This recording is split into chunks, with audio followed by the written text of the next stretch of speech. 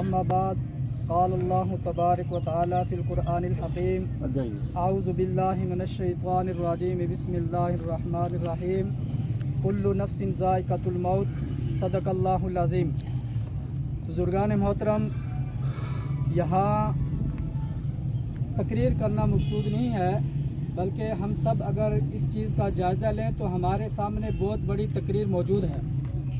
یہ ہماری امی کی نماز جنازہ، یہ بہت بڑی تقریر ہے، اور میں سب سے پہلے دعا کرتا ہوں کہ اللہ تعالیٰ مولانا صاحب کو اور بابر صاحب کو صبر جمیل عطا کرے، آمین، اور صبر جمیل پہ اجر عظیم عطا کرے۔ میں نے آپ کے سامنے مختصر سی آیت تلاوت کی ہے، اور اس آیت کے اندر اللہ تبارک و تعالیٰ فرماتے ہیں کہ ہر زندہ روح نے جس چیز کے اندر اللہ تبارک و تعالیٰ نے روح ڈالا ہے، اس نے موت کا ذائقہ چکھنا ہے۔ اب موت کا ذائقہ خاص کر ہمارے اوپر، مسلمانوں کے اوپر، اس ذائقے کو میں نے اور آپ نے میٹھا بھی کرنا ہے اور کڑوا بھی کرنا ہے۔ آپ سوچیں گے کہ میٹھا اور کڑوا کیسے ہوتا ہے، تو فرمایا کہ موت کا ذائقہ میٹھا اس طرح ہوگا کہ جب ہم اس عارضی دنیا کے اوپر رہ کر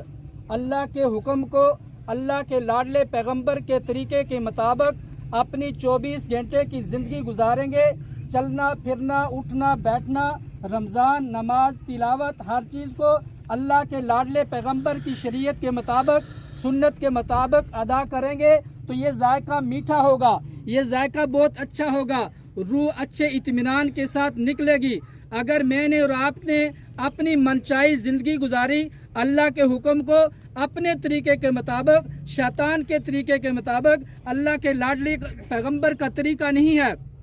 من چاہا دین اختیار کیا ہے، اور جی چاہا تو نماز پڑھ لی، جی چاہا تو روزے رکھ لیے، جی چاہا تو تلاوت کر لی، لیکن اللہ کے لاڈلے پیغمبر کی سنت کو نہیں دیکھا، تو فرمایا کہ یہ ذائقہ ایسا ہوگا۔ اللہ کے لاڈلے پیغمبر نے فرمایا کہ ایک گناہگار انسان جب اس کی روح نکلتی ہے تو اس کا جو اللہ کے لاڈلے پیغمبر نے طریقہ بتایا، جو مشاہدہ بتایا، وہ یہ ہے کہ ایک جاڑی دار درخت کے اوپر چادر کو ڈال دیا جائے، کانٹے دار درخت کے اوپر چادر کو ڈال دیا جائے، جب اس چادر کو کھینچیں گے تو آدھی چادر اس کانٹے دار درخت کے ساتھ ہوگی۔ ایسے ہی وہ شخص، وہ انسان، وہ مومن جو منچائی زندگی دنیا کے اندر گزار رہا ہے، جب اس کی روح نکلے گی تو ایک فرشتہ جس کے ہاتھ کے اندر ہتھوڑا ہوگا، اور وہ ایک جوڑ کے اوپر ضرب لگائے گا،